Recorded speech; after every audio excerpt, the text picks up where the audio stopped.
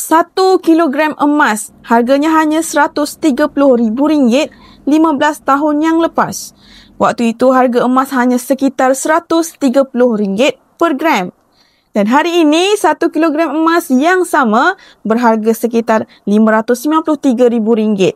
Hanya dalam masa 15 tahun, harga emas naik sebanyak 357.69% atau secara purata 23.85% setahun. Apa yang boleh kita simpulkan dari kenaikan harga gold bar 1 kilogram ini?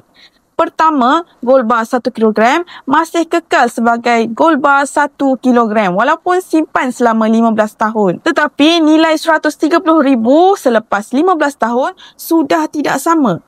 Dengan RM130,000, sekarang anda hanya mampu membeli 218 gram emas sahaja. Kedua, nilai simpanan emas naik lebih 4 kali ganda sejak 15 tahun yang lepas.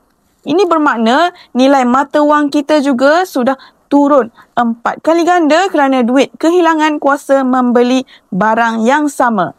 Ambil pengajaran ini dan tukarkan sebahagian daripada simpanan anda dalam bentuk emas untuk lindungi simpanan anda supaya tidak dimakan inflasi. Bagi yang ingin mengalihkan simpanan dalam bentuk emas bersama Public Gold, anda boleh rujuk pin video saya. 5 langkah mudah untuk daftar akaun emas secara percuma dan saya akan bimbing anda sebaiknya. Follow for more.